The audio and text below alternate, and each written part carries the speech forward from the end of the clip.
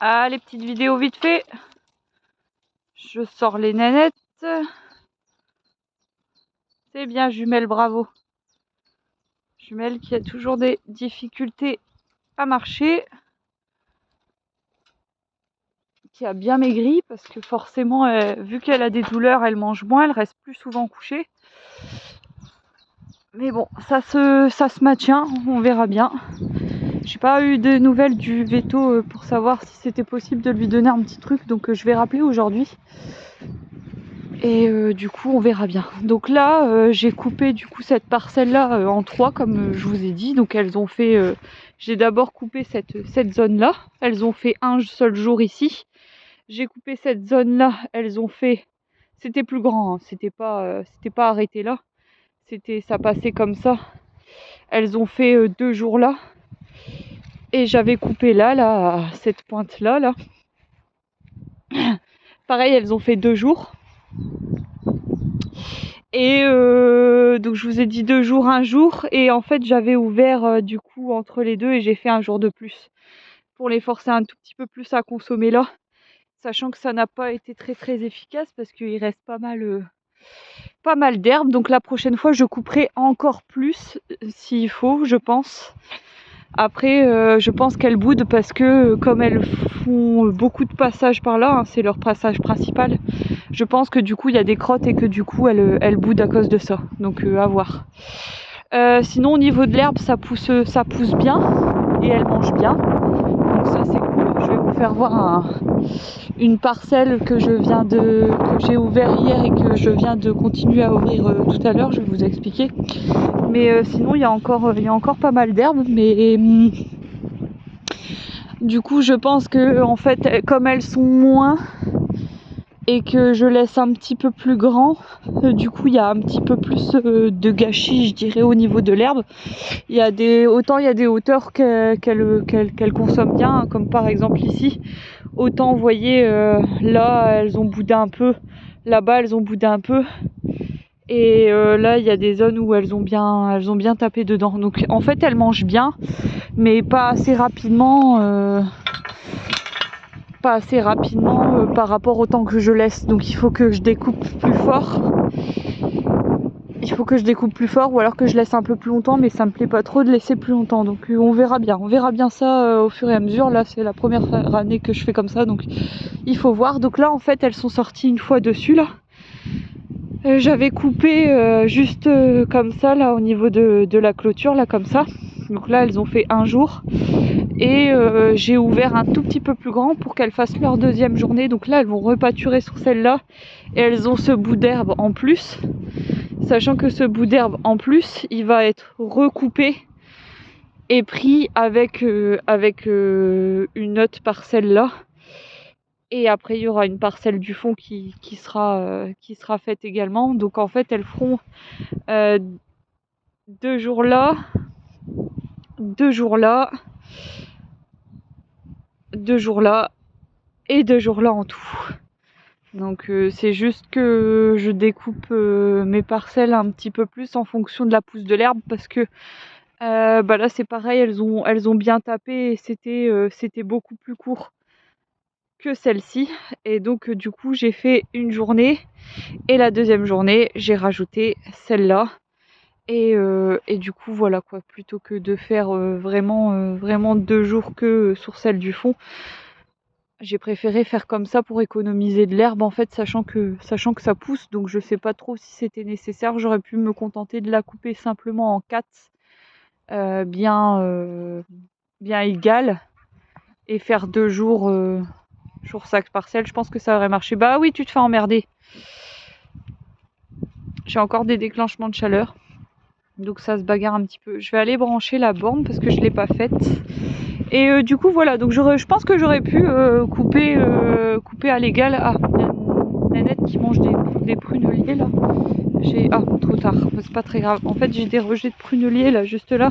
Je les ai laissés pour voir si elles tapaient dedans, mais c'est ce qu'on disait avec mon mari. Je suis un petit peu déçue parce que il y a pas, bon on est début de saison hein, mais il y a pas beaucoup, ça fait pas beaucoup de feuilles quoi. Donc à voir, mais on verra bien. Après j'ai pas mal de tiges, donc et comme ça c'est assez résistant. Il faut voir sur la longueur, quoi. Donc du coup voilà, donc je pense que j'aurais pu découper en 4 et faire deux jours de pâture vraiment, même si elle consomme entre guillemets à ras, ça aurait pas été très grave parce que là on est en pleine pousse de l'herbe. Mais j'ai préféré faire comme ça pour économiser quand même de l'herbe, donc ça on verra bien si j'ai eu raison ou pas. Sachant que vu qu'elles sont fortement espacées et que j'ai réduit le cheptel, comme je vous ai dit, elles ont laissé quand même il y a des endroits où elles ont bien becté, mais il y a des endroits où elles ont laissé de la matière. Donc là, elles ont vraiment bien mangé sur cette parcelle-là. Là, c'est bien. Là, c'est parfait. Franchement, c'est parfait. Et puis là, elles ont vraiment laissé. En fait, au niveau des couloirs de sortie que j'avais l'année dernière, vous voyez, il y a de la matière. Donc, je pense que c'est le fait qu'elles souillent, simplement. Et du coup, ouais, sur ces zones-là, c'est un peu plus haut. Et du coup, c'est pas très grave si elles reviennent vite dessus, parce que comme il y a de la hauteur, c'est moins sujet aux parasites. Et puis comme j'ai espacé, du coup les cacas sont plus disséminés. Et du coup, quand elles vont repasser là, si elles repassent là assez vite, c'est pas très grave, quoi. C'est moins. Le but est vraiment de réduire au maximum la pression. Il y aura toujours du parasite quand elles sortent dehors. Donc le but c'est vraiment de réduire au maximum, quoi. Et là c'est pareil, elles ont vraiment bien tapé dedans. Alors il n'y a pas de jus, donc je peux me permettre de baisser.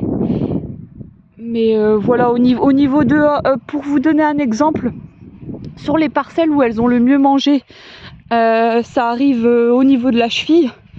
Et les parcelles là comme ça là, vraiment cette zone là et cette zone là en couloir, là par contre on est plus, je dirais, allez, à la cheville ça fait peut-être on va dire 4 cm à la louche, ouais je dirais 4-5 cm au niveau de la cheville. Là au niveau des couloirs je dirais plutôt 8 cm, quoi, 8-9, quoi. Donc on est entre la cheville, on est bien au-dessus de la cheville quand même, quoi. Donc je peux pas dire entre la cheville et le mollet parce que le mollet c'est quand même assez haut, donc voilà, quoi. Donc voilà. Donc tout recommence un peu à verdir là, à verdir un petit peu, donc c'est agréable, ça fait plaisir d'avoir un petit peu de vert partout. On va passer par là. On va aller voir les moutons. Donc là au niveau des chèvres tout va bien. Au niveau des petits aussi tout va bien. Ils évoluent bien. Donc là j'ai dû séparer les jeunes des mamans parce que ils sont réservés. Donc du coup il faut qu'ils s'habituent à l'humain.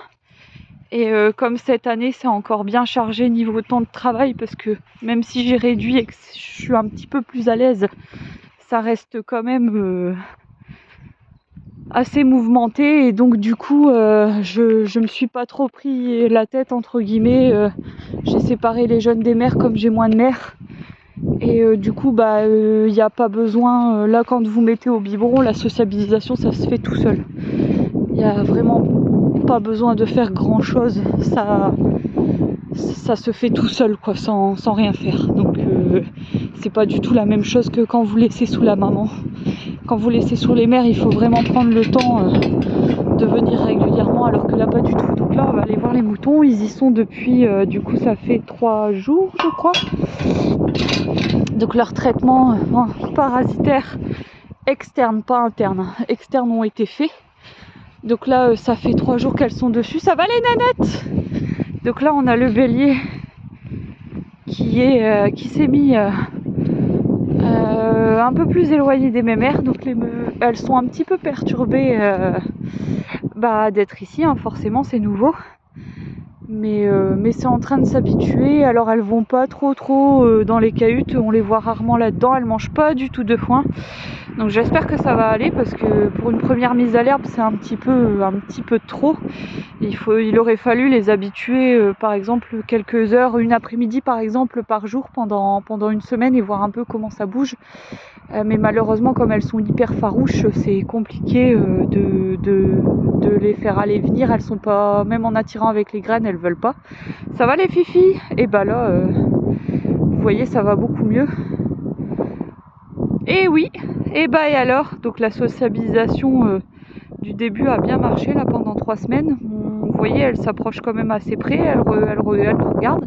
Par contre, si je fais quelques pas, ça va les nénettes. Voilà, vous voyez, ça fuit tout de suite. Donc là, je viens juste de m'arrêter pour pas qu'elle fuit. Si j'avais fait encore 2 pas de plus, ça aurait encore fui. Et du coup, bah, c'est impossible pour moi de les balloter en fait entre cette pâture là et où elles étaient avant, parce on peut pas du tout les manipuler. Et puis bah, comme je vous dis, avec les grains en fait, elles suivent pas du tout. Donc du coup, bah, c'est comme ça. Donc du coup là, ouais, ça fait 3 jours. Donc là, on est sur la. Attendez, je vais me mettre de l'autre côté. Donc là, on est sur la 4e jour. Je dis ça fait 3 jours parce que 3 jours pleins, mais là, on est vraiment sur le 4e. Là, le bélier, il est hyper sociable, lui, par contre. Bonjour, loulou.